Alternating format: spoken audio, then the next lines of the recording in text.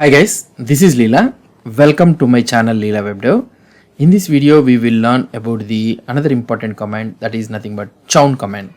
So let me try to open this notepad, then you can able to understand clearly. So now we are learning about the command that is nothing but chown command. So what is the use of this chown? So in the Linux or Unix like operating system, every file and directory has these core ownership components. So one is user owner. So every file, so whatever the file you see, so it has two core ownerships. That is nothing but the owner of the file, that is nothing but the user, and to which group that does it belongs to. So these are the two core things.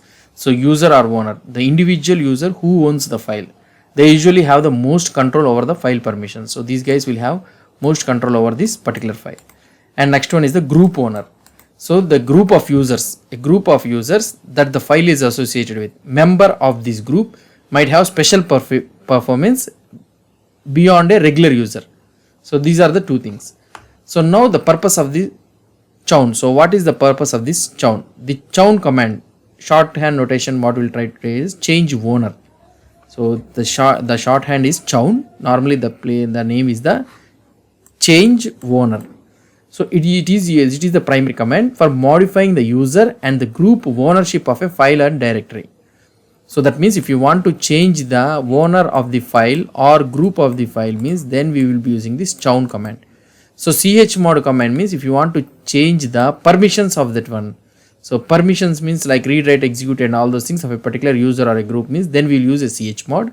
Whereas this chown command is used to directly change the owner, directly changing the owner or the group.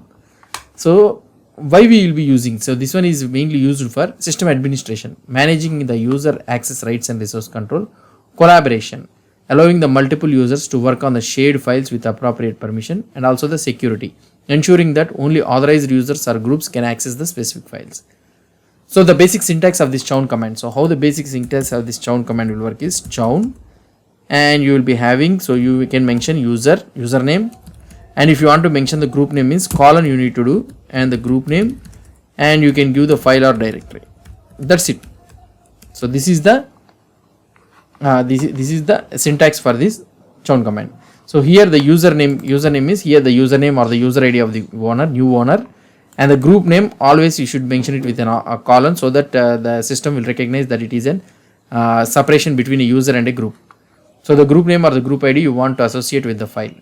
And last one is the file or directory. That is nothing but the path to the file or directory you wish to change the ownership. So let's try to check some examples. I will explain you the examples. Then afterwards directly we can work on that one. So chown. So you can use chown, and you can give Leela. So this is the user. Okay, and you need to give the file.txt. That's it. So now the permissions will be changed. Automatically the owner will be changed. So if you want to change both the owner and the group means, then you can use chown Leela and also colon group name file.txt. Automatically the owner will be changed to Leela and the group will be changed to the group name. So that's it. So if you want to change only the group means, then you can change it directly chown name file.txt. So only the group will be changed. So if you want to change ownership recursively means, then you need to use an option that is nothing but -r, and this should be a directory. Okay, here file directory, folder or the directory, whichever it may be. So these are the things. These are the things which you will be using. So you typically, so now when you are trying to change this one using the chown and all those things means, typically important thing which you need to remember is you need root or the super user privileges to use this chown. Use the command sudo chown. So we have already learned about the sudo command. So we need to use the command sudo if you don't have a direct root access. So all the time when you are trying to change the owner or anything means, you can verify it using the ls-l command. So to view the ownership information of a file or a directory to confirm the changes. So example use cases will be, so the example use cases when we will be trying to use this chown command is granting the access to a collaborator. A team member needs edit rights on a project directory. Transferring ownership. So when we will be trying to do it, a user leaves an organization and their files need to be assigned to a new owner means, then we will be using this chown. Correcting the ownership errors. For example, some files you will be having sometimes end with an incorrect ownership due to some system misconfigurations. So in that scenario also you use the chown. So these are the different ways where we will be using this chown command. So let's try to see the real-time implementation of this one. So for example, let's say that here I am in the test user. So who am I? So if I try to check this one, who am I? So this one is test user, okay.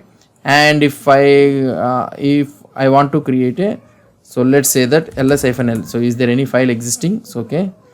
So cd, we will go to page ls-l. Is there any file present in this one? Oh, so many files are there.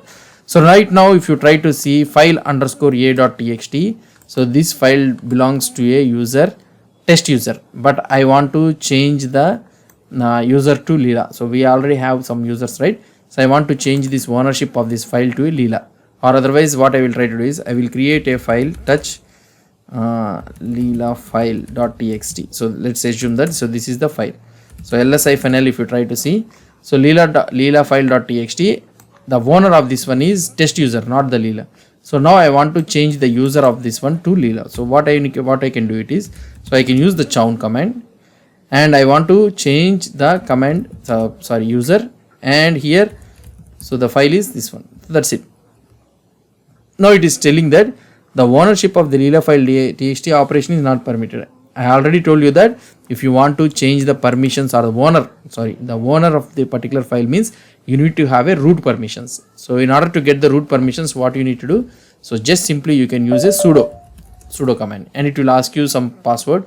It will be valid for 15 minutes. So I already typed the password. So the 15 minutes has not yet completed. So that is the reason it is not asking the password. So for you, in case if you are writing the first time means it will ask you the password. Now let's try to see whether it has been changed or not. See, the user has been changed. Now the owner of this file is Leela. And now if you want to change the group also, so you can change it. So for that one, what you can do it is, so chown, and for the group you need to mention the colon. Okay, Leela, I will change the group to Leela. And what is that one? Leela file. So changing group of Leela is not permitted. Okay, fine.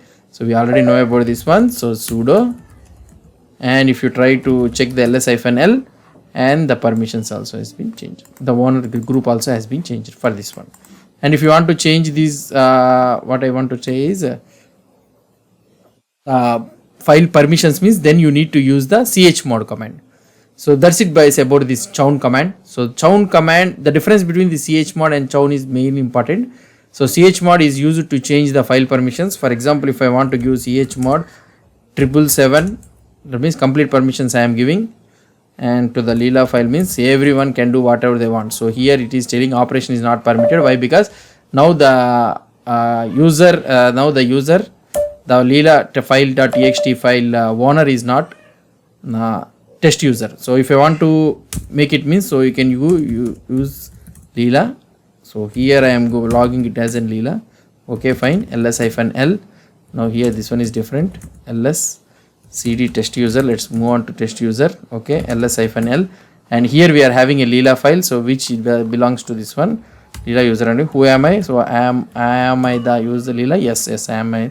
So now what I want to do it is, so I will try to chmod 777 Leela file.txt. Now he can change it. Why? Because he is the owner of the file, whereas the test user cannot able to change it. So that's it guys about this chown command. Hope you understood about this concept. If you have any doubts or any suggestions, please post the comments below to this video. And if you like this video, please do support me by subscribing to my channel. Thank you.